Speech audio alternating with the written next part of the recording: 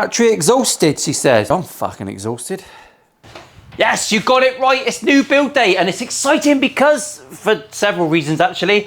Firstly, because I'll get to build another guitar and that's always a fucking win. Yes, I'm Paul. This is Milo Studios. We build guitars around here. I'm a luthier. I make guitars.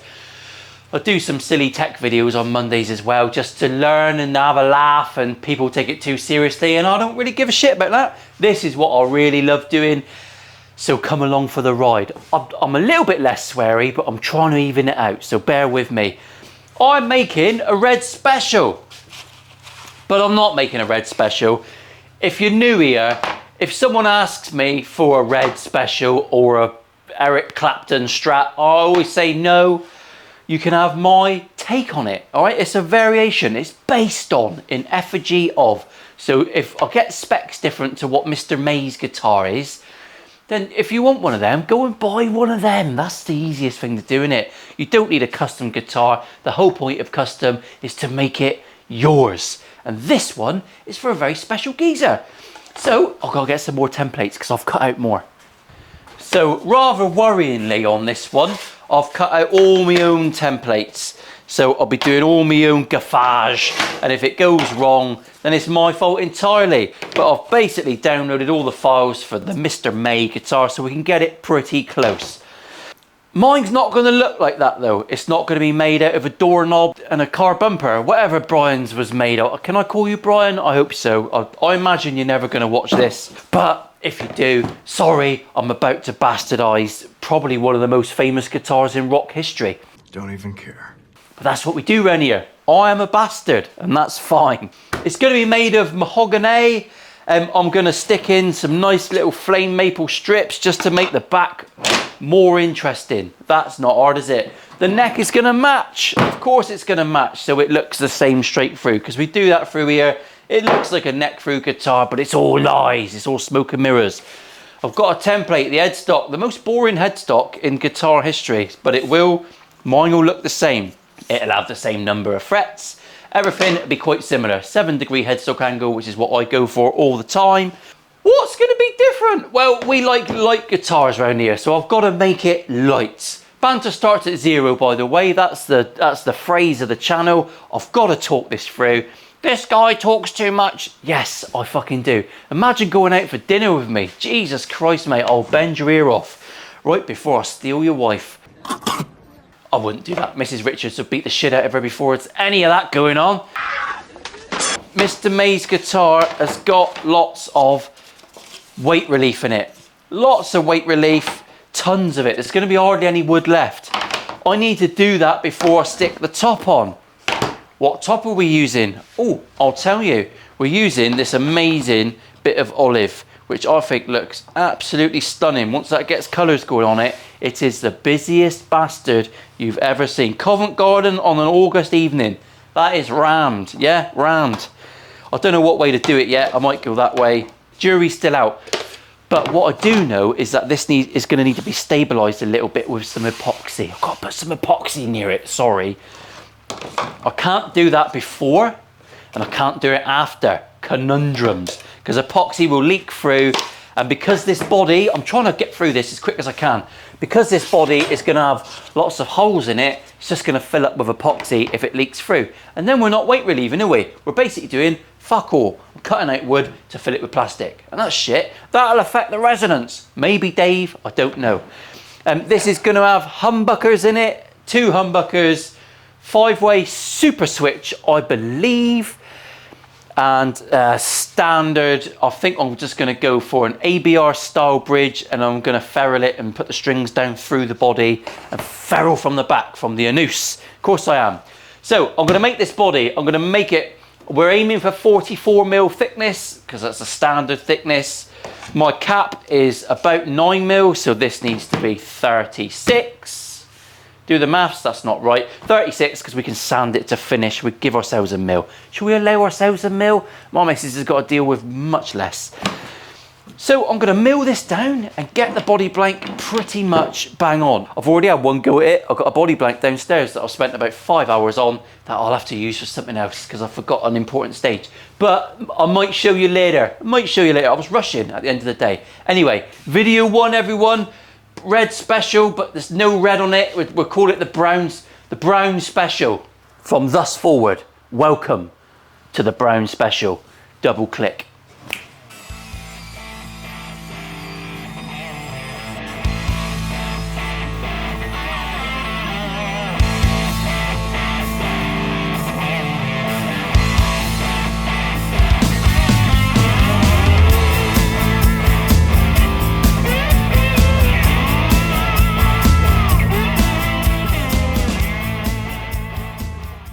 I've just realised I should be calling this build the Not a Red Spesh, shouldn't I? Like JHS do with their pedals, the Not-a-clon. This is the Not a Red Spesh. Just thought of that. Wish I'd thought of it at the start of the video. That would be good. It's been a while since I've looked at this one. A little bit behind. It fucking takes a lot of time being a YouTuber. Here's my body template. It's got me patterns and everything. Need to think about chambering this up now. Done myself a cheeky little cavity template there to add on to all this. But for now, these CNC files, or these laser files, all need adjusting. For now, I'm just gonna wallop some screws through. Just wallop them through. I've lined up my templates as best I can here. All the center lines, everything's looking good. So I'm just gonna bosh through a couple of center lines. Handsome, now it's all interchangeable, isn't it?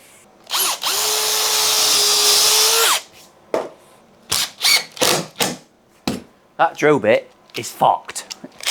Absolutely hammered. Get rid of that one. I'm just going to mark out where these chambers are. It's a funny little one there, isn't it?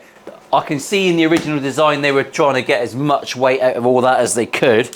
And then what I can do now, because this one matches, so we should be able to just screw this one right on and it should all line up nicely. And I'll just mark that one as well. Right, so now I can take this over to the pillar drill. I can rough these out till probably within about 7 or 8 mil from the bottom, and then this one can go all the way through. Do you want a drilling montage? Shall I treat you to one? Come on then.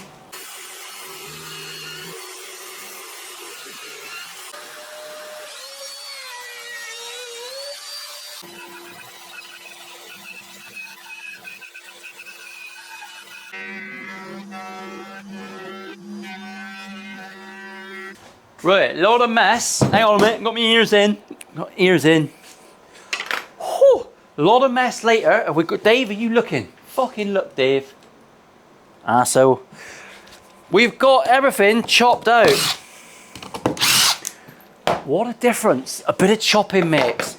We are chambered. All the radii, I'd love to ask Mr. May some questions about when he made it and what he remembers. He's probably been asked a million times. I should do some homework, shouldn't I? I should do homework. The radius of all these chop outs is the same radius as that single hole. So I think his dad probably had a 35mm hole saw bit and that's what he went with to rough it all out. Pretty cool. That is a lot lighter now, a lot lighter. That is gonna look absolutely wonderful. I'm leaving the holes and pits. I like them, I just like them. We're gonna glue this upside down. I'm gonna wallop it on, clamp it up. I'll trim it off in the background and then we'll come back and discuss what's happening next. What's happening next? Alright, Jake's just opened the garage door and the bloody thing's just wedged itself out again. How do you normally get it back in? Oh, Dad's just trying to wedge it out. Oh, yeah, Dad's just done it with my hammer. This is what our body blank looks like. She's still got some pits and cracks in her, but I'm fine with that. This olive wood is, it's got a mind of its own. It's like a teenage lad. It don't do what it's told, and you just got to hope it comes out good in the end. It's a thin body, this one. I'm liking that. It's pretty light. We've managed to keep it down. She is only 40mm, which is nice. 4mm less than standard. I don't know what that is in milli-inches, but it's an amount, and we'll have to just agree to disagree. I'm not sure if I'm going to bind this one because we've got this nice olive cap. And we're going to get like a nice faux binding effect. When this comes alive, shall we have a little look? Shall we bring her to life? Here is our naphtha reveal. Do you know what I mean? That is pretty amazing for a top. She's got flames, she's got niblets. And on the side, she's going to give us quite a classy little change there. So I think I might just leave it. I don't know. I'll make that bit up as I go along. But yeah, I think a nice subdued natural look. I don't want to put plastic around it. That's what I'm saying. In my head, I'm wrestling with that. Let me know what you think. Comment below. Right, so we're going to do the neck. The difference is on this one, because I'm using a spoke wheel truss rod, because I think spoke wheel truss rod should be used by everyone. One thing I've done in the past that I thought I would change, and I'll show you on my guitar because I've got it here. I didn't overhang the fretboard, and you get this gap here because I don't use pickup rings. So I need to shape my fretboard this time so that my fretboard is tight up to my pickup. That's how it's going to go. Fucking delicious that is, isn't it? Oh, made that at my father-in-law's mantelpiece. Oh, oh, went a bit Jacko on you there. So that's what I'm going to do on this one. This is our neck blank. Here is our neck template available below, I think. He is going to go on there. We're going to start right at the end. I'm going to start right at the end so my neck blank is too long. The reason we're going to do that is if we fuck up anything up here, we can just come back a little bit and we can sort it out, and we've got a bit of leeway. Once I've got this angle cut, which is going to be my next port of call, I don't know what scale this is. Shall we have a little look? Oh, so there or thereabouts, it's a 24.62. It's a hell of a short scale length, isn't it? I've not done one with that scale before. If you want to build yours with a different scale length, you just got to be careful when you're using templates because it's going to set out where your bridge goes. So you might have to just make a little adjustment there. Just because you buy a template doesn't mean you have to stick to it perfectly. But what I do know from this position is where the nut is. So that's the first thing I'm going to mark. We're going to make some marks on here just so we know what the crack is. That's all we've got to do. Mark the nut position. Now I've made sure that this is flat, true, square, lovely jubbly. So if I transfer marks around and everything, I know that if I put this on the chop saw or the table saw that way or that way or that way, it's going to be fine. But you could still make an error. So make your blank a little bit long. So basically that's where the angle is going to start on my headstock. I'm just going to mark the position of the front of the nut, which is that mark. And then we've got the thickness of the nut. Your nuts may vary. Someone said the other day that prosthetic nuts are made of titanium. That's like Terminator bollocks, isn't it? I didn't know that. I thought they'd be silicone for a realistic touch. Not sure. So there you go. We've got our nut thickness. That's fairly simple. Angle headstock has got to start that way. Headstocks want to be 15 mil, but we've got a plate to go on the top. So we've got to make her alarmingly skinny. Let's get a headstock and measure it so you know what's going to go on. So I've always got this munter of a Squire headstock laying around the workshop. I might use it one day, I might not. It's the big headstock.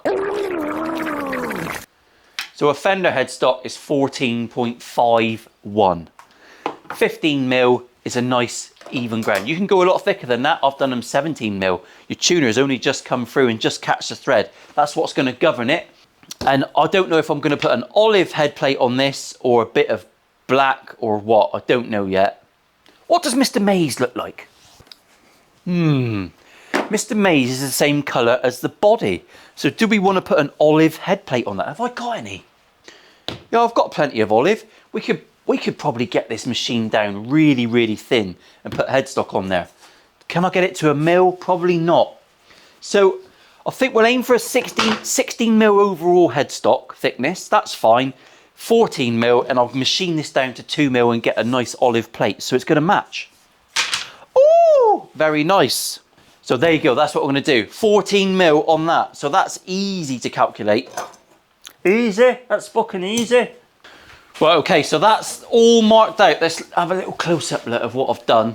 So we've got our 14 mil headstock. We know that the angle is correct. It's about 7 degrees. With a 40 mil neck blank, 38 to 40 is what I tend to end up with machined. Either, it don't really make much difference. That gives you an approximately a 7 degree headstock angle. That's why I make them this thickness. Well, because it's just fucking easier, isn't it? Gives you a nice little blank at the bottom as well that you can make cover plates out of, and you can be all sorts of stupid if you really want. Everything's marked out. That's an approximation of where my neck's going to be. Obviously, we've got a fretboard on top of that. We've got a 2 mil plate on top of that, which will encase the nut. Deep breath. So now we've got to do the headstock angle. A lot of people will bandsaw that and then plane it flat and all that sort of stuff. I've got a sexy little jig on the table saw, which I'll be using instead. Shall we reconvene? We'll just have to film this on little Dave, but I'll position him so that he can see what's going in from all sorts of angles. So here we go. Here's the headstock angle jig. It's very simple. To do this, I've got to wind my table saw all the way up. Well, to over halfway. I've had to take the riving knife off. Don't shit your pants. We're only taking a little sliver. It's not the end of the world. It's messy, but it's fine. This will now lock in. I've lined up my marks. I know where the cut's going to be. We should be able to just put them in, and then I'm going to do one side. I'm going to take it off. I'm going to flip these over to the other position. It's a simple little jig. You can just look at this and be able to make your own.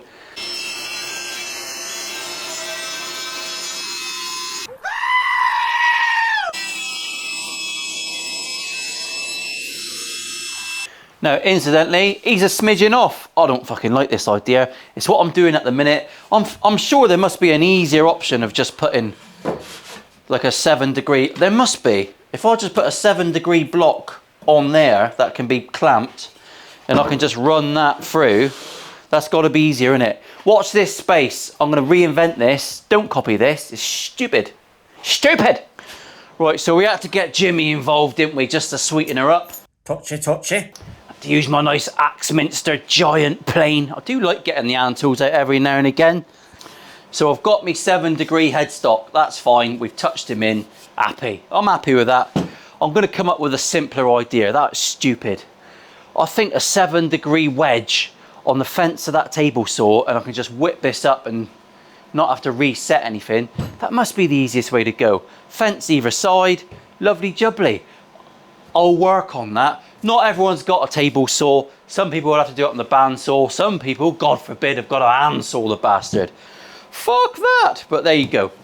Happy, we can move on. Now it's time for truss us, rod us. We've got a little bit of maths to do, haven't we? Because we're not using the same scale length. So we need to figure it out. One eternity later. Right, so I'm back on the bench. I'm refilming this little bit. I won't show you what I filmed before because it looked a bit of a div. There's something unwritten about 23 fret guitars. You don't see them, do you? 21, 22, 24? Someone has decided 23 is a no-go. The scale length on Mr. May's guitar is very similar to PRS. I think it might be the same. I could be wrong. I've been wrong before, but it matches me ruler. So that's all we're going to go with. And I don't want 23 frets. I've got a spoke wheel truss rod. I don't want a gap between my humbucker and the fretboard. So I'm going to have an overhanging fretboard. My neck's going to finish. Obviously, it's going to be a tenon, and our fretboard's going to overhang, and then we're going to notch the fretboard. Terrible demo. So that we've got access to the spoke wheel truss rod. Does that make sense? But I've got to move the position of this to what it would normally be, because I want to avoid having 23 frets, because something in my psyche is saying you can't have that. People will spaff on your doorstep. Right, I'm going to bring you in and just show you a little bit of working out, because it might make sense.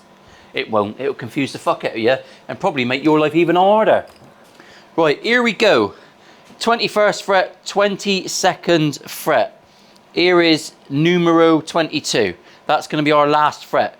The overhang of my fretboard is 10 mil, and that's actually the same as the gap between 21 and 22. So I've overhung a little bit more there, all right? Ignore this laser line. That's fine. I want the fretboard to overhang dead in line with where my humbucker route starts. Because remember, humbucker is going to be a little bit smaller than that route. You've got to have a little bit of wiggle room. So that's fine with me. I'm also going to notch the fretboard, the thickness of my spoke wheel, which is this line. Marvellous. So that means that this line is where the end of my neck tenon needs to start. It's not that complicated. I've looked at it and scratched my nuts for about 3 hours. So we can go back to the neck blank and get the bloody thing cut out for a truss rod, goodness. Because I want to get that done so I can get this glued on today and I can come back and make love to it tomorrow. Right, so here's my neck blank. I've got my centre line still on there. I've got the lines for me nut. That's all shaped. I'm happy with that. We know where we are. We've got to transfer our markings on now. So down this end, so that you can see it for posterity, I'm going to transfer. That is the end of my tenon. I'm not worried about that so far for a minute. I'm going to leave mine a little bit long. It doesn't matter. Nothing lost there. This mark is actually the end of my tenon. So that marks the end of the truss rod. And that's the mark I need. That one. For the minute, that is the only mark I need because it just shows me where my truss rod's going to sit. And more importantly, it shows me that that end, if you lurk, is right under the nut. I don't like to have it routed out over the nut. That's very close. You could almost use a shorter truss rod. Yeah, because I've got the shorter scale, I'm going to use this Stumac truss rod. Why not? We'll go with a slightly shorter number. It's still comfortably at the end of the neck. It keeps us away from the nut routing. That's going to be fine. Lovely. Trebuchet. Let's get this in the jig and get it routed.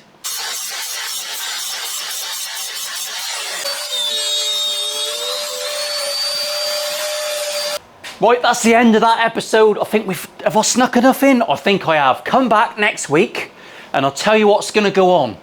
We're going to do a little bit more. See you later on. Special wave.